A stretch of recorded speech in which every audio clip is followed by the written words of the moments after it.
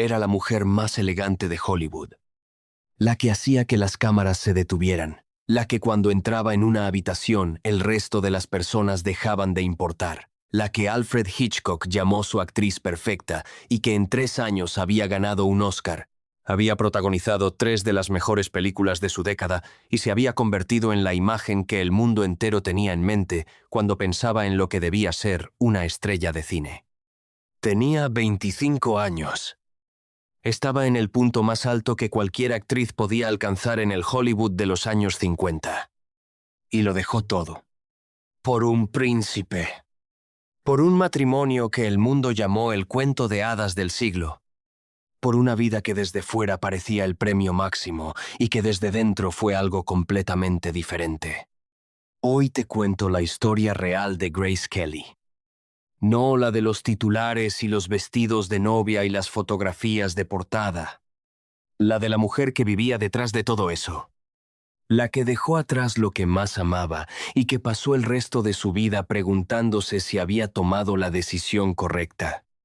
Quédate, porque esta historia es mucho más complicada y mucho más humana de lo que cualquier cuento de hadas puede contar. Para entender a Grace Kelly tienes que entender de dónde venía.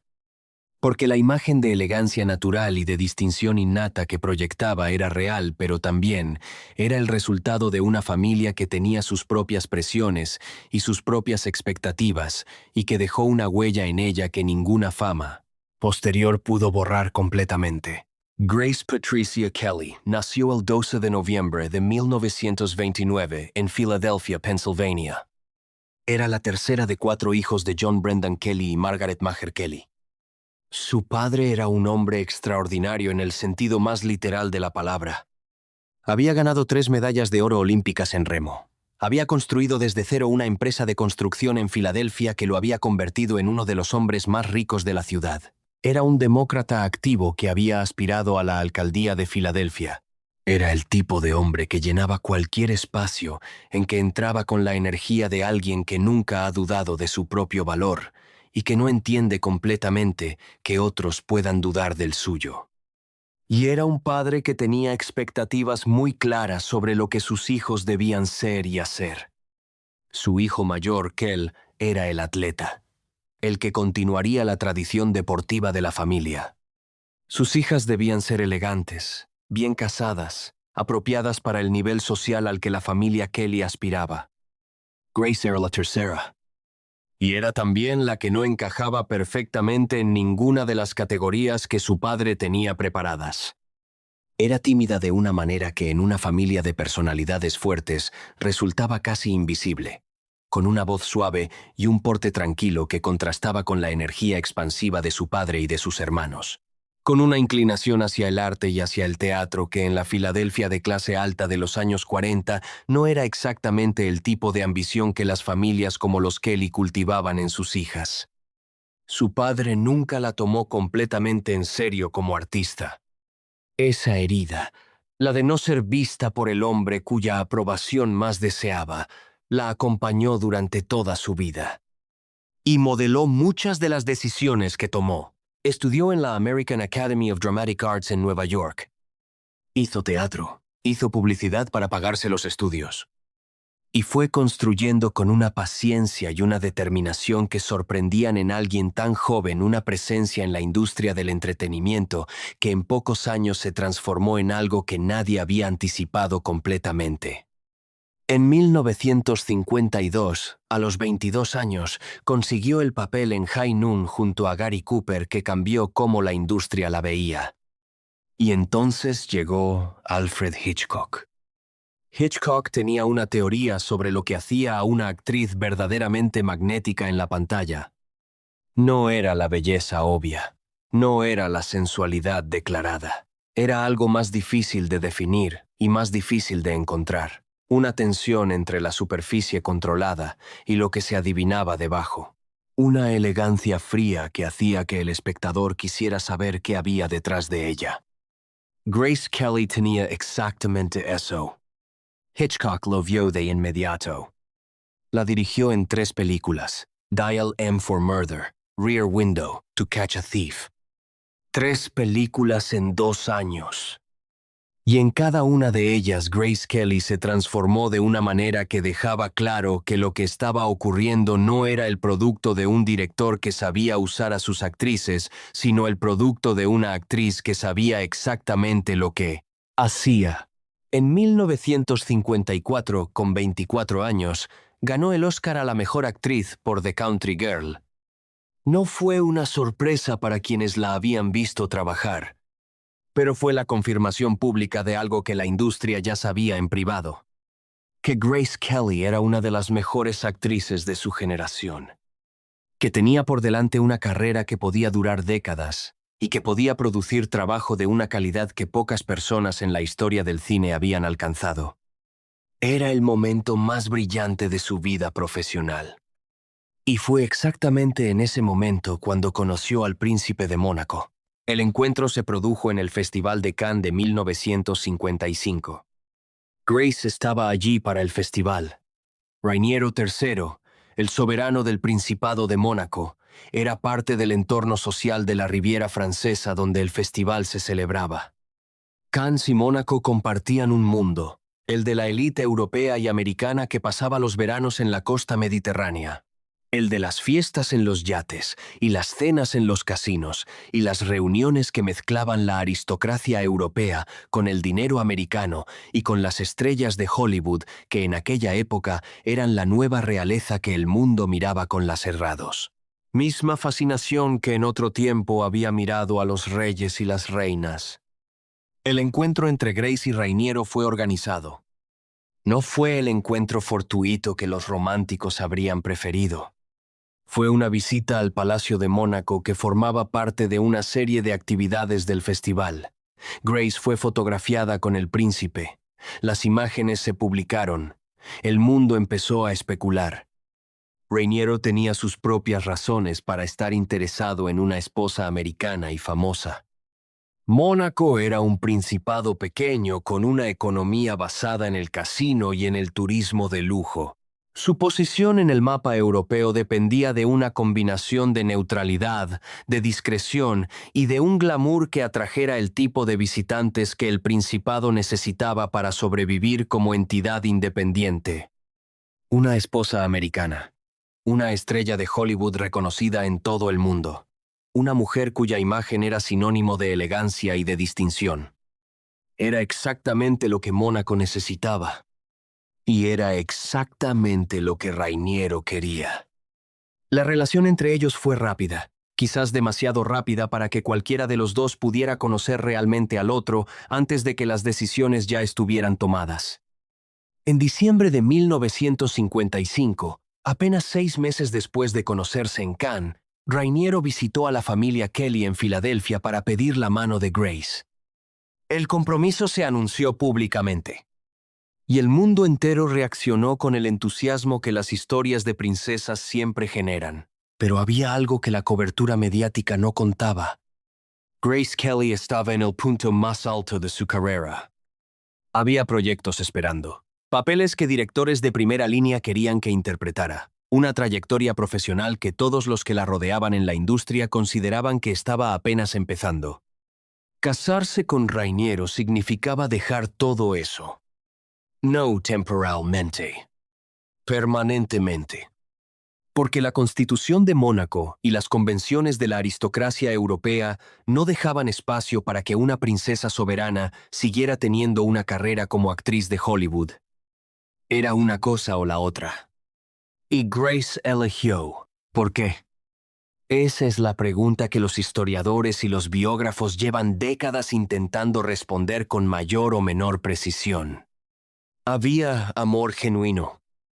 Los que conocieron a Grace en esos meses dicen que estaba emocionalmente comprometida con Rainiero de una manera que no era solo el producto de la lógica o de la conveniencia, que había algo en esa relación que la hacía sentir algo que las relaciones anteriores, y Grace había tenido varias relaciones con hombres importantes en su vida, no le habían dado de la misma manera. Había también el peso de la familia. Su padre, que nunca había tomado completamente en serio su carrera como actriz, que había considerado Hollywood un mundo de dudosa respetabilidad, que aspiraba para sus hijas a matrimonios con hombres de posición y de estabilidad, estaba encantado con Rainiero. Un príncipe soberano. El tipo de aprobación que Jack Kelly nunca había dado a la carrera de actriz de su hija llegó de golpe y en la forma más definitiva posible cuando ella decidió abandonar esa carrera para convertirse en princesa. Y había también algo que Grace nunca articuló completamente en público, pero que sus biógrafos han señalado con consistencia.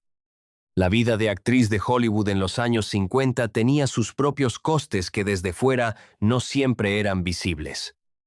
La exposición constante, la dependencia del juicio de otros, la precariedad de una carrera que podía cambiar con una sola película que no funcionara, la presión de mantener una imagen que el público y los estudios esperaban que fuera consistente y que no dejaba espacio para la evolución o para los errores.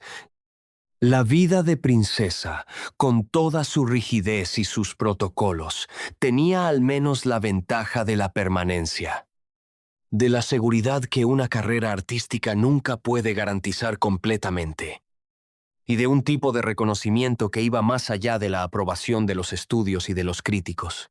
La boda se celebró en abril de 1956. Fue un espectáculo de proporciones que superaban cualquier producción de Hollywood. El vestido de novia, diseñado por Helen Rose del equipo de diseño de la MGM, con metros de seda y encaje de una complejidad técnica que los modistos de la época describían con admiración. La Catedral de Saint Nicholas en Mónaco, los 600 invitados, las cámaras de televisión que transmitieron la ceremonia a millones de espectadores en todo el mundo. Era la boda perfecta. La imagen perfecta. El cuento de hadas perfectamente ejecutado.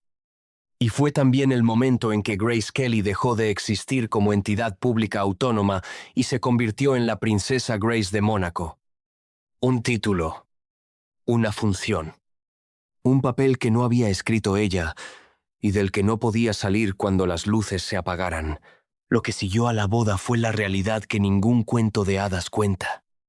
La realidad de vivir en un principado de 2 kilómetros cuadrados con una población de apenas 20,000 personas, de estar permanentemente visible, de tener que representar un papel en cada aparición pública sin el alivio de poder dejar de ser Grace Kelly la princesa y convertirse simplemente en Grace la persona cuando llegara a casa, porque en casa también había protocolos y deberes y la mirada constante de una familia política y de una corte que la observaban con la mezcla de admiración y de crítica que se reserva para las recién llegadas a mundos muy establecidos.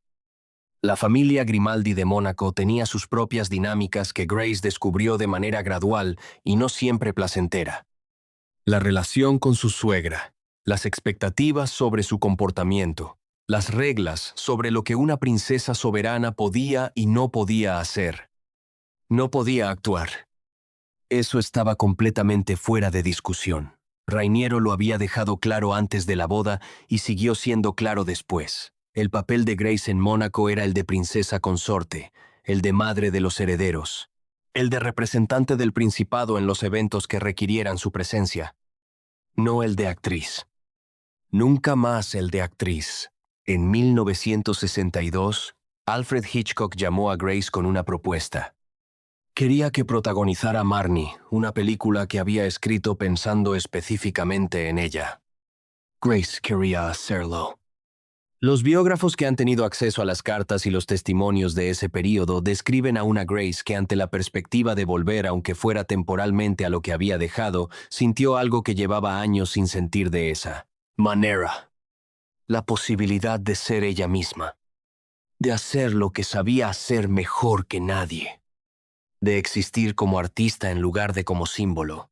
Rainiero consintió, o al menos no se opuso inicialmente, pero la reacción en Mónaco fue la que terminó con el proyecto. El pueblo de Mónaco y la aristocracia del Principado reaccionaron con una hostilidad que sorprendió a Grace. La idea de que su princesa volviera a actuar en Hollywood, de que la imagen de dignidad y de estabilidad que habían construido juntos se mezclara con el mundo del entretenimiento americano que muchos europeos de la élite consideraban vulgar, fue rechazada con una contundencia que no dejaba espacio para la negociación. Grace no hizo Marnie. El papel fue interpretado por Tippi Hedren, y Grace volvió a ser la princesa Grace de Mónaco. Permanentemente. Los testimonios de las personas que la conocieron en los años que siguieron pintan una imagen que tiene más matices de lo que la narrativa del arrepentimiento simple sugiere, pero que tampoco encaja con el cuento de hadas de la felicidad. Perfecta. Grace encontró satisfacción genuina en algunas partes de su vida en Mónaco. Era buena madre. Sus hijos, Carolina, Alberto y Estefanía, la describen con un afecto que dice algo real sobre la clase de relación que construyó con ellos. Encontró proyectos que le daban algo parecido a la expresión creativa que la actuación había sido. Presidió el Festival de Flores de Mónaco con una implicación que iba mucho más allá de lo ceremonial. Se interesó por el arte. Escribió poesía que compartía con un círculo muy reducido de amigos. Pero había también momentos en que la distancia entre la vida que tenía y la vida que podría haber tenido se hacía visible de maneras que las personas que estaban cerca de ella no podían ignorar. Momentos en que preguntaba por las películas que se estaban haciendo, por los directores con quienes podría haber trabajado, por los papeles que en otro mundo habrían sido suyos. Momentos en que alguien mencionaba una película que se había hecho con otra actriz y en el rostro de Grace aparecía algo que sus interlocutores describían de distintas maneras, pero que todos apuntaban en la misma dirección. Una sombra. Un pensamiento que pasaba rápido y que ella misma se encargaba de dispersar con la misma eficiencia con que llevaba años aprendiendo a dispersar todo lo que no encajaba con el papel que debía representar. La relación con Rainiero era complicada. No es la imagen de frialdad total que algunos biógrafos han construido, ni la de amor perfecto que la narrativa oficial de Mónaco prefería proyectar.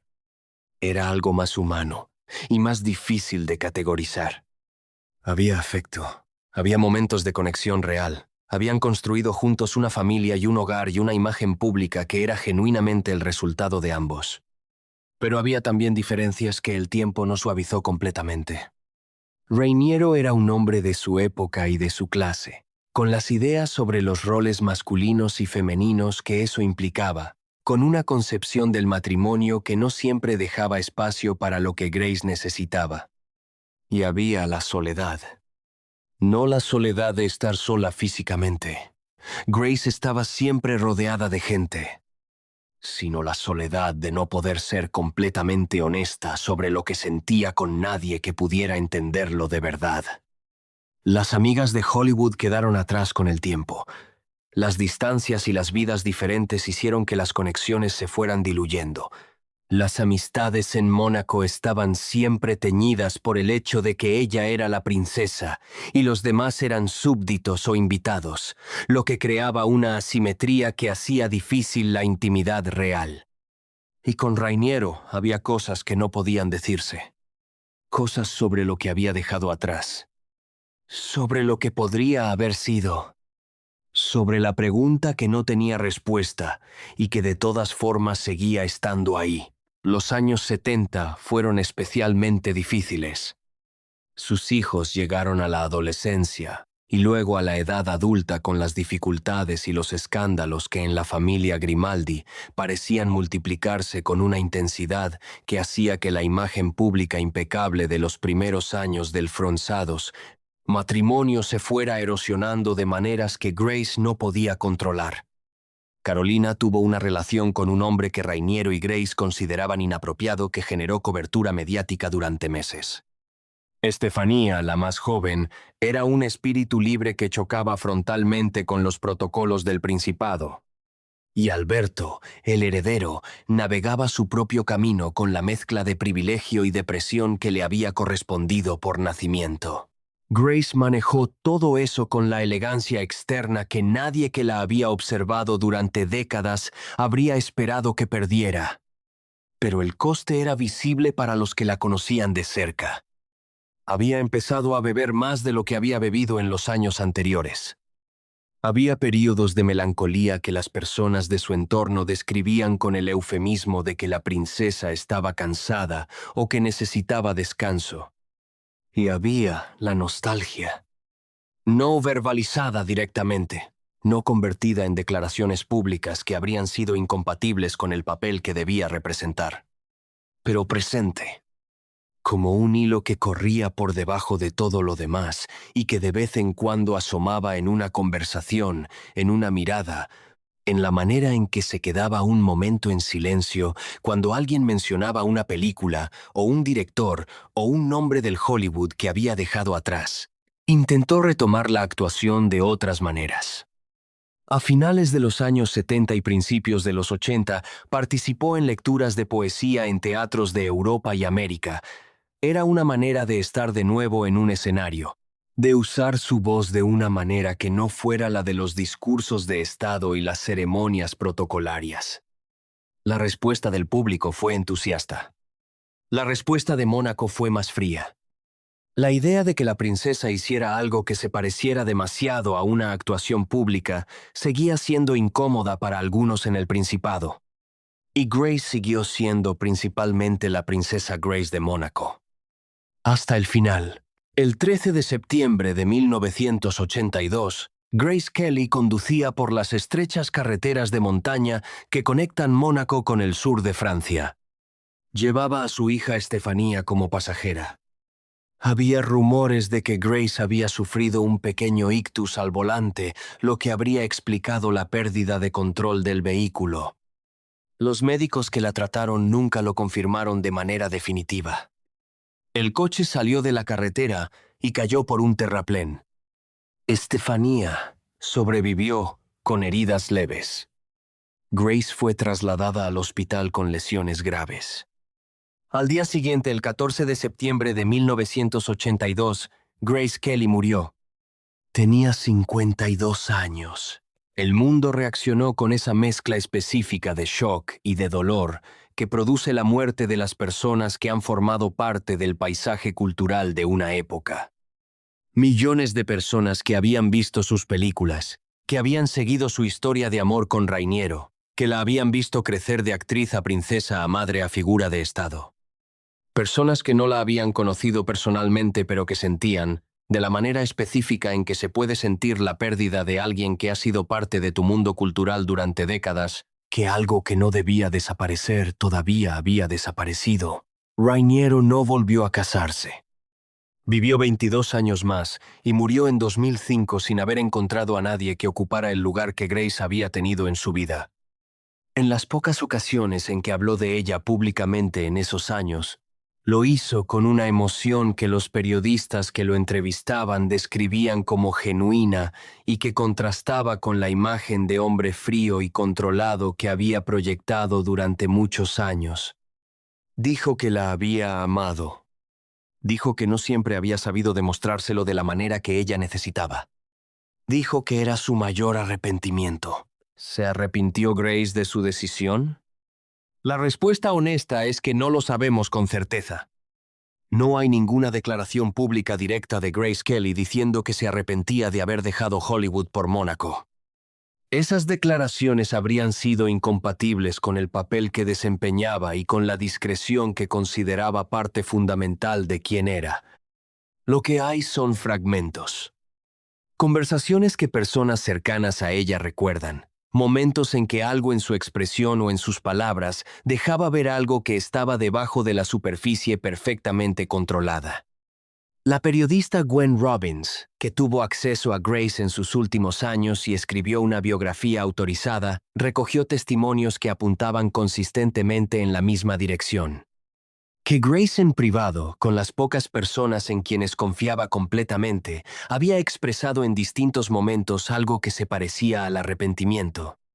No por Rainiero, no por sus hijos, por lo que había dejado de hacer, por la actriz que había sido y que podría haber seguido siendo, por las películas que no se hicieron, por Marnie y por todos los proyectos que vinieron después de Marnie y que también tuvieron que rechazarse. Hay una última imagen de Grace Kelly que merece ser pensada. En las fotografías de los últimos años de su vida, Grace Kelly la princesa sigue siendo perfecta.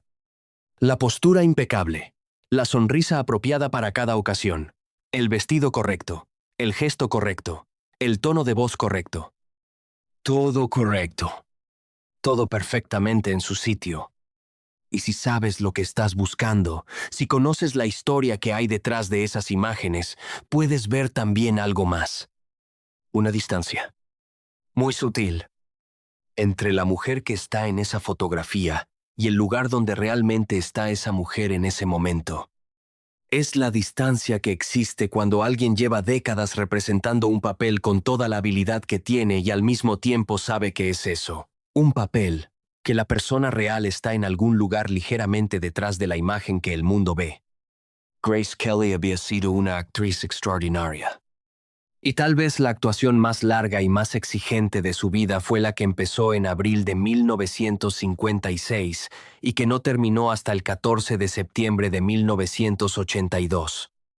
El papel de la princesa Grace de Mónaco. Perfectamente interpretado. Durante 27 años. Sin un solo fallo visible. Sin que nadie que no la conociera de verdad pudiera adivinar cuánto le costaba. ¿Valió la pena? Esa es la pregunta que esta historia deja abierta. Y la respuesta que cada persona que la conoce da dice tanto sobre quien responde como sobre Grace Kelly misma. Porque lo que ella eligió no era la elección entre la felicidad y la infelicidad. Era la elección entre dos tipos de vida que cada uno tenía sus propios costes y sus propias recompensas. Y lo que Grace descubrió, en los años tranquilos y en los difíciles y en todos los que vinieron entre los dos, es que las elecciones que se toman a los 25 años tienen consecuencias que se extienden décadas y que ninguna de las dos versiones de ti que habrían existido en las dos opciones puede conocer completamente antes de elegir. De estrella de Hollywood a princesa de Mónaco. De la libertad del estudio de rodaje a los protocolos del palacio. De Grace Kelly la actriz a la princesa Grace la institución. Era una mujer que eligió. Y que vivió el resto de su vida con esa elección. Como todos hacemos. Con la diferencia de que ella lo hizo frente al mundo entero. Y con una elegancia que nadie que la vio jamás olvidó.